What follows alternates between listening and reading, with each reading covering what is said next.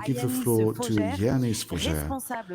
He's in charge of the ocean program at the CNES, CNES, the French Space Agency. It will tell us more about the Swath satellite launched in 2022. So good way to get a better assessment of sea levels.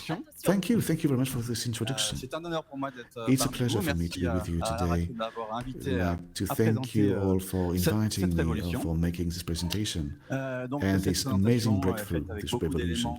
So we have a lot of elements based on the work done by the CNES and a lot of elements collected by the international team, because we'll see that it's a complete revolution. So SWOT, SWOT, stands for Surface Water and Ocean Topography Mission.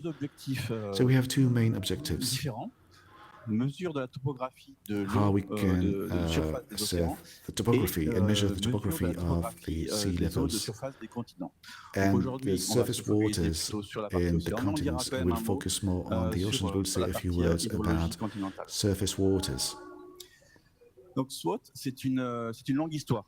Mais qui a commencé en 1992. SWOT is a long story. It started in 1992 by the NASA, thanks to the Swath Altimetry satellite Topus, and there was a follow-up of a series of satellites for 30 years, Jason, Altica, Synfosat,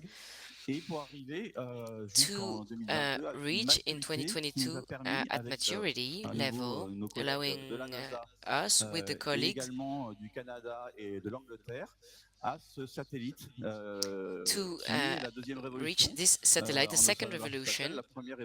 So the first was a topic, and we have reached now this evolution. So, few notions of topography first. So, ocean topography. So, as the atmosphere, the ocean has different densities, different temperatures. These differences in temperature create hot bubbles, creating overpressure, and the ocean is not flat. There are many deeps and highs, and we have difference of pressures. These tens of hundreds of thousands of swirls will interact with the surface and with the ground, and we see here the exchanges, the vertical exchanges here within a swirl, with exchanges of nutrients, of planktons, and this also participate to carbon, and we also have atmosphere exchanges. So this is an image showing the similarities between the ocean and the atmosphere. Here we have an anticyclone and the equivalent for the ocean. The only difference here is the size of the structures. Here we are on thousands of kilometers for the atmosphere and hundreds to less kilometers for the ocean. So we see here that we have currents. We also have geostrophic winds and currents, and this is what we see here on this animation. It's all of these currents which are the signature of the pressure differences. This is an animation that was done in the 2000s, thanks to all the spatial missions that we launched since then, that I was showing earlier on. But it's still not perfect. We still see that we have swirls, but they're not well positioned. They're not always the right size. We also have high pressure, high frequency phenomena, and this must be improved. And this is the objective for SWOT. It's to improve the characterizing of small swirls under 100 kilometers. So this is the satellite that needed much challenges lancer cet outil magnifique. Before we could launch this beautiful tool. So we see here la caractéristique qui le différencie des autres altimètres, c'est son mât, c'est son antenne. the difference here. What is different here is the length, les anciens the antenna, altimètres, mais également de and réaliser this des can captures achieve de la topographie des océans. pictures of topography of the oceans. So we have the reception of the interferometer. It is really a jewel for technology. It's been made by the NASA. Thanks to this technology, we achieve two-dimension pictures as we have with optic, and it's a real revolution. We will see later how we use these images. So this is a view on the satellite that was deployed in 2022, and we see the emissions as a regular altimeter, and we see that we have an interferometer as well, and we see it with two dimensions with a global cover.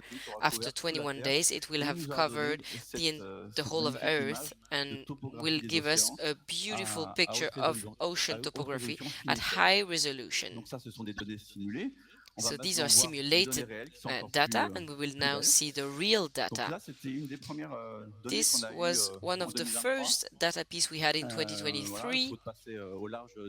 Swath was above the United States, and this is the typical instrument that we used for 30 years. Here, what is very useful and the big novelty here with Swath is this cover here that will give us the gradient precisely of the ocean with high precision on the height of the ocean.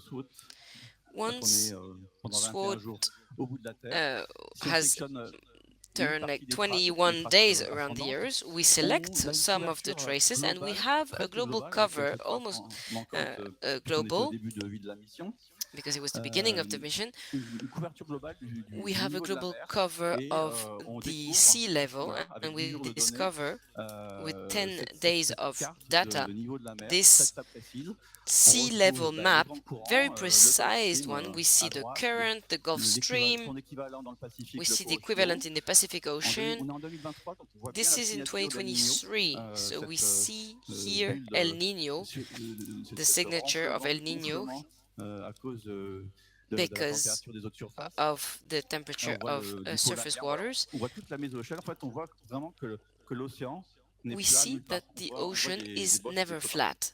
We see a lot of differences in the structure.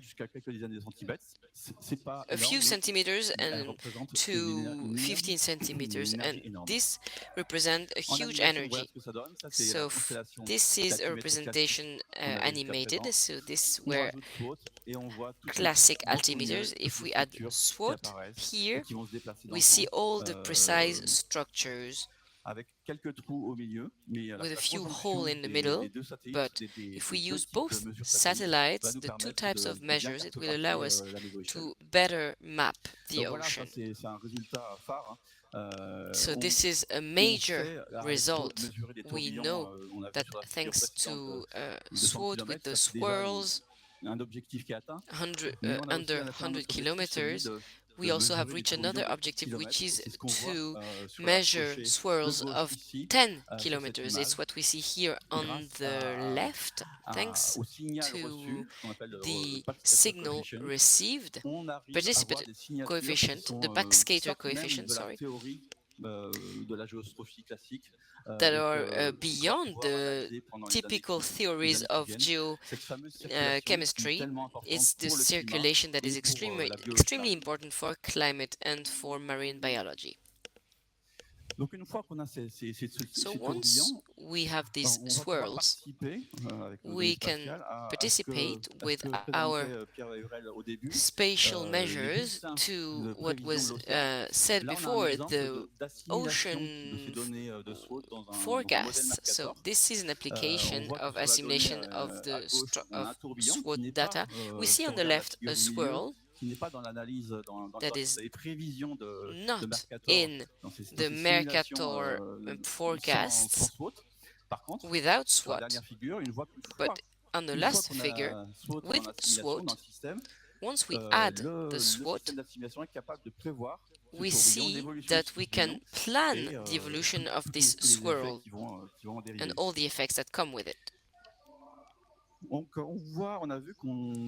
So we see that we could better see the swirls, but we see a lot more. We see a lot of waves, so swell waves. So, for example, the ocean swell, if we zoom into it on the last picture here, we see that we see even more precise items. We see the swell.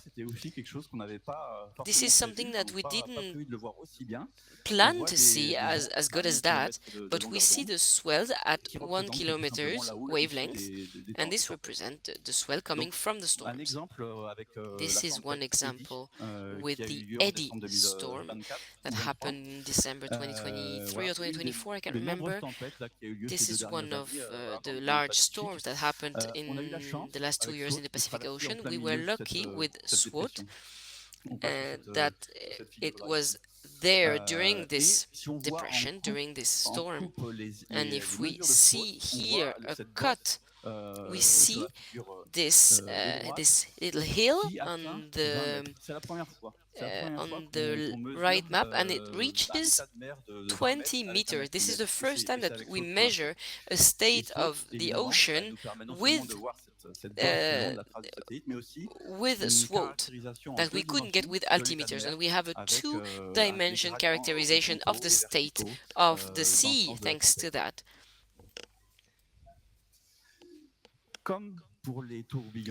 As for swirls and for height, this data can be integrated into models. It's an experiment that Météo France tried during another storm in Europe in November 2023.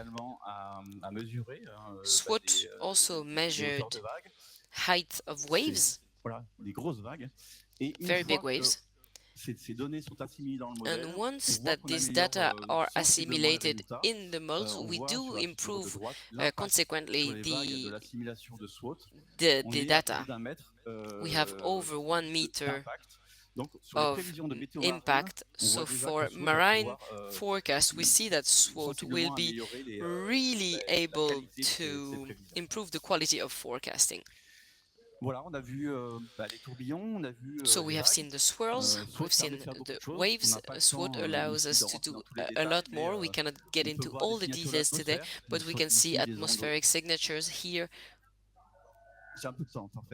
I still have time. Okay, great. Well, then I will get into details. So these applications are not always useful for weather forecast, but it will improve the data integrated into Mercator models and eventually improve weather forecasting. So we have here a refined signature of the atmosphere on the shores of Spain that are very coherent with the AROM model of Météo France. And here it's the first time that we measure and observe a tsunami in 2 dimensions. This was close to the Fiji Island in 2023. We also see the ground of the sea. We can improve platimetry thanks to the improvement of the signature of marine underground. These are a few centimeters high, but this precision allows us to improve them. We also we did better in 1 year of SWOT measure than in 30 years of altimetric measurement. We can see a lot of things close to the coast. Here we see the Mont Saint-Michel with SWOT, and we will be able to improve these coastal areas, coastal line, and we can also improve the polar area in Antarctic or in Arctic, in the Arctic, as we see here, showing an animation of what SWOT measured at the beginning of at its launch, and we saw for the first time this animation of sea ice and the height of these sea ice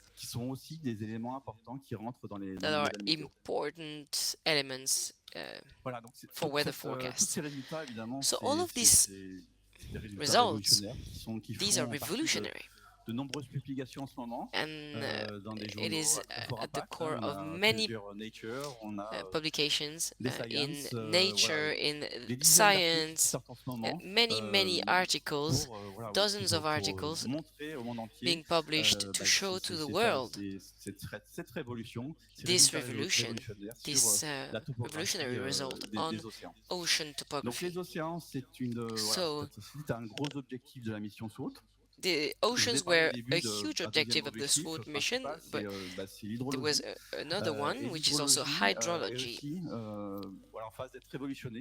And there will be soon another revolution, thanks to our data, because we will be able to see rivers of under 50 meters. It's something that we were not waiting, we were not expecting, sorry. We see lakes, rivers here in Canada. We have some examples here, almost like even the small rivers that we can measure thanks to an animation here on different regions of Canada. All of these measures of the water will improve our knowledge on the flows of rivers, which is interesting for citizens, as Mr. Estrosi was saying at the beginning, and that will also be helpful for the ocean, because all of this water will have an impact on the ocean, as they will end up in the ocean. So this is what I wanted to say about this hydrological results that are the second aspect of the SWOT mission. So I will finish with this slide showing all of the altimeter timelines since TOPEX 1990. We progressed a lot in 30 years. And the next step planned is that thanks to the SWOT success, the ESA has accepted to follow the example of SWOT and to build two SWOT altimeter satellites, not exactly the same ones, but the ESA, so the Spatial Agency, will use the concept developed by the CNES and the NASA in 2035 to allowing us to reach these two platforms combined, as it's shown here, and it will allow us to have a great cover of the level of the sea in 7 days, and to have this quasi-perfect level of the sea with 50 kilometers scale for 5 days, and we will have operational oceanography to the benefit of the ocean, of course, but also the weather forecast. Thank you very much. Thank you. Thank you, Yannice. So we understood that these advances are absolutely extraordinary, but I have a pragmatic question here for weather presenters. But where can we find this data? Do we have data reviews that are published every day, especially regarding the swirls and the extreme phenomena? Where can we find this data? So as for Copernicus, these data is free and accessible on the CNES and the NASA portals, and soon will be assimilated to the Copernicus system. So it's under, do we have a review, and then you have animations. If there is an extreme weather climate that we can take up for to present, So we have different levels. We have easy to use products and more complicated ones. And I think there is an interesting connection to make between the production of this data at spatial agencies level and to the weather presenters. So for example, when there is a swirl phenomenon detected much before, is it something that we can have in a weather review, the weather forecast on the website before it becomes category 4, category 5? Are you talking about storms here? Yes, I'm talking here about Americans, our American friends here for hurricanes. So for example, this data is already used for sea level for predicting hurricanes. Thank you, Yannice. We still have 5 minutes if you do have questions. We still have experts here this morning. They're still here, so this is for you, Alain. C'est pas une question, c'est un commentaire. C'est que la suite opérationnelle de SWOT qui se redonnera du temps réel. It's not really a question whether we comment. It just means that what comes up after SWOT will also be funded by the EU Commission. Since we are now in the pavilion of the EU, I think it's important to remind you that Copernicus exists with thanks to the EU, even though the satellites are developed by one country or another. It's just what I wanted to add. Thank you very much for this information.